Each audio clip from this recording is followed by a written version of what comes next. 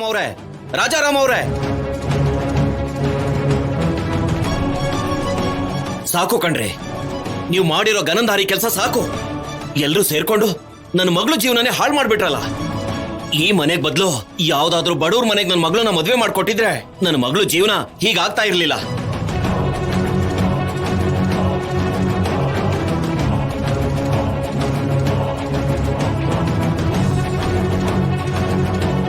ನಮ್ಮ ಮಗಳು ಈ ಮನೆಗೆ ಸೊಸೆ ಆಗೋದು ನಮ್ಮ ಅದೃಷ್ಟ ಅನ್ಕೊಂಡಿದ್ವಿ, ಆದ್ರೆ ಇಂಥ ದುರಾದೃಷ್ಟ ಅನ್ಕೊಂಡಿರ್ಲಿಲ್ಲ. ಯಾವ ಜನ್ಮದಲ್ಲಿ ಏನ್ ಪಾಪ ಮಾಡಿದ್ವೋ ನನ್ನ ಮಗಳಿಗೆ ಈ ಗತಿ ಬಂದಿದೆ.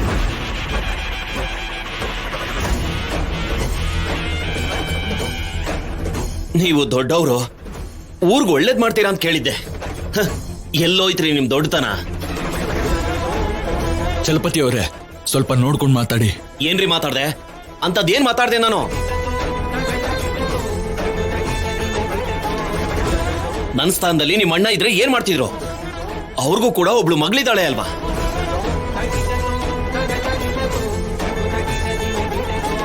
ಒಬ್ಬ ತಂದೆಯಾಗಿ ತನ್ನ ಮಗಳಿಗೆ ಅನ್ಯಾಯ ಆದ್ರೆ ಹೇಗ್ ಸಹಿಸ್ಕೋತಾರೆ? ಚಲಪತಿ ಅವರೇ, ಈ ವಿಷಯ ಇಷ್ಟು ದೂರ ಬರುತ್ತೆ ಅಂತ ಅನ್ಕೊಂಡಿರ್ಲಿಲ್ಲ.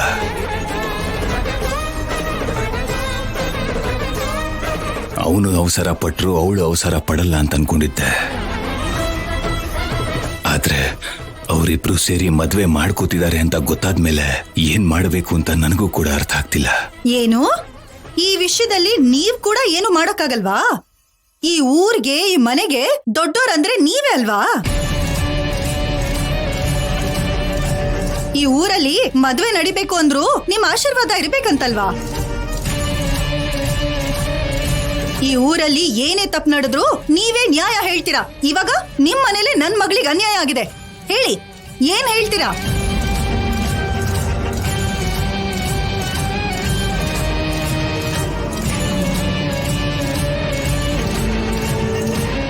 ನಮ್ಗಿರೋದು ಒಬ್ಳೆ ಮಗಳು, ಅವಳನ್ನ ದೊಡ್ಡ ಮನೆ ಸೊಸೆಯಾಗಿ ಮಾಡ್ಬೇಕು ಅನ್ಕೊಂಡ್ವಿ.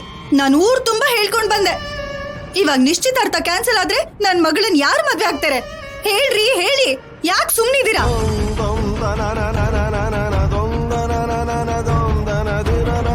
ಹೇಳ್ಬೇಕಲ್ವಾ ಅಕ್ಕ? ಇಲ್ಲಿವರೆಗೂ ಬಂದ್ಮೇಲೆ ಇನ್ನೂ ಹೇಗ್ ಮುಚ್ಚಿಡೋದು? ನಮ್ಮ ಅಕ್ಕ ಭಾವನ್ ಮರ್ಯಾದೆ ಕೂಡ ಮರ್ಯಾದೆನೇ ಅಲ್ವಾ? ಬೇಗ ಮುಗಿಸೆ, ಮುಹೂರ್ತಕ್ಕೆ ಸಮಯ ಮೀರು ಹೋಗ್ತಾ ಇದೆ. ಆಗೋಯ್ತ್ರಿ.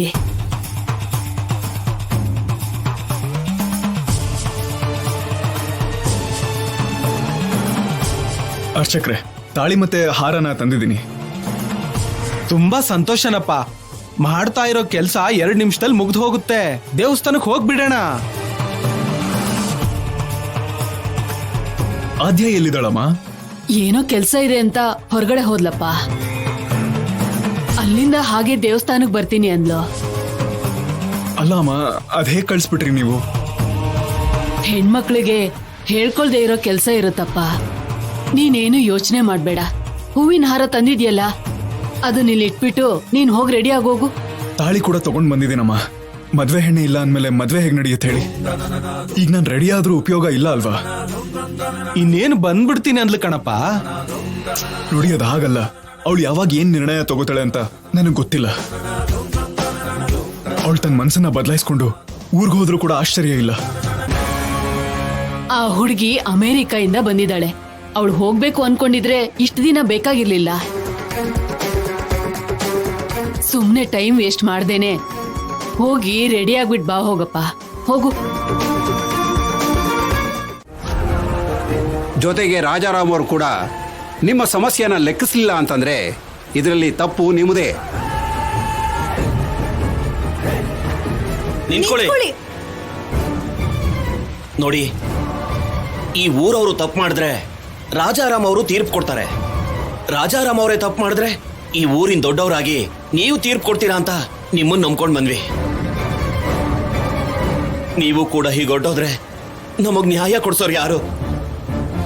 ದಯವಿಟ್ಟು ನಮ್ಮನ್ನ ಅರ್ಥ ಮಾಡ್ಕೊಂಡು ಪಂಚಾಯತೆ ಇಡಿಸಿ. ದೊಡ್ಡದ ಬಂದ್ಬಿಟ್ಟಿದ್ಯಾ, ಸುಮ್ನೆ ಹೋಗಯ್ಯ. ನನ್ ಮಗಳಿಗೆ ಅನ್ಯಾಯ ಆಗೋಗಿದೆ. ಹೆಸರಿರೋ ಕುಟುಂಬ, ದೊಡ್ಡ ಊರು ಅಂತ ಹೇಳಿ ಈ ಊರಲ್ಲಿ ಸಂಬಂಧ ಬೆಳೆಸೋಣ ಅಂತ ಬಂದ್ವಿ.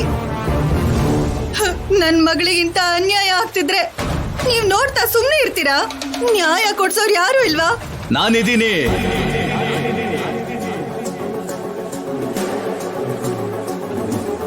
ನೋಡು ವೀರಭದ್ರ, ಎಲ್ಲಾರ ಮನೆ ದೋಸೆನೋ ತೂತು ಅಂತ ದೊಡ್ಡೋರು ಹೇಳ್ತಾರೆ. ನೀನು ನಿನ್ನ ಮನೇಲಿ ಇರೋ ಒಬ್ಬ ಮಗನ್ನೇ ಸರಿಯಾಗಿ ನೋಡ್ಕೊಳಕ್ಕಾಗ್ಲಿಲ್ಲ. ರಾಜಾರಾಮ್ ಅವ್ರಿಗೆ ಏನ್ ತೀರ್ಪು ಕೊಡ್ತೀಯ? ಯಾಕೆ ನಿನ್ನ ಪ್ರಾಣದ ಮೇಲೆ ನಿನಗೆ ಆಸೆ ಇಲ್ವಾ? ಪ್ರಾಣದ ಮೇಲೆ ಆಸೆ ಇದೆ. ಈ ಊರಲ್ಲಿ ಯಾರೇ ತಪ್ಪು ಮಾಡಿದ್ರು ಶಿಕ್ಷೆ ಆಗತ್ತೇನೋ ನಂಬಿಕೆನೂ ಇದೆ.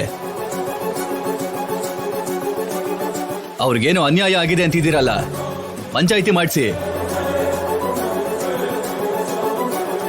ಆ ಅನ್ಯಾಯ ಏನು ಅಂತ ತಿಳ್ಕೊಂಡು ತಪ್ಪು ಮಾಡಿದವ್ರಿಗೆ ಶಿಕ್ಷೆ ಕೊಡ್ಸಿ.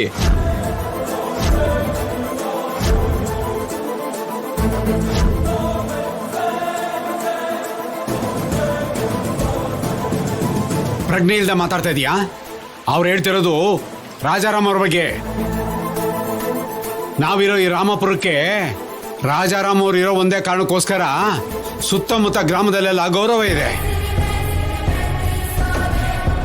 ಅಂತ ಒಳ್ಳೆ ಮನುಷ್ಯ ರಾಜಾರಾಮ್ ಅವ್ರನ್ನ ಪಂಚಾಯತಿ ಕರೆಸಿ ನಿಲ್ಸಿದ್ರೆ ನಮ್ಮೂರು ಮರ್ಯಾದೆನ ಬೀದಿ ತಂದು ನಿಲ್ಸ್ದಂಗೆ. ತಪ್ಪು ಮಾಡಿದವರು ಯಾರಾದ್ರೂ ಸರಿ, ಕಾನೂನಿನ ಮುಂದೆ ಕೈ ಕಟ್ಕೊಂಡು ನಿಲ್ಬೇಕು ಅಂತಾರೆ ಅಲ್ವಾ? ಇವಾಗ ರಾಜಾರಾಮ್ ಅವ್ರು ತಪ್ಪು ಮಾಡಿದ್ದಾರೆ ಅಂತ ಕಾನೂನನ್ನೇ ಬದಲಾಯಿಸ್ತೀರಾ? ಹೀಗಿರುವಾಗ ಈ ಊರಲ್ಲಿ ಪಂಚಾಯಿತಿ ಯಾಕೆ? ಧರ್ಮ ತೀರ್ಪು ಅನ್ನೋ ದೊಡ್ಡ ದೊಡ್ಡ ಮಾತು ಯಾಕೆ? ನಿನಗೆ ಇದಕ್ಕೆ ಮುಂಚೆ ಶಿಕ್ಷೆ ಆಗಿದೆ ಅಂತ ಮನ್ಸಲ್ಲಿ ದ್ವೇಷ ಇಟ್ಕೊಂಡು ಮಾತಾಡ್ತಾ ಇದೀಯಾ?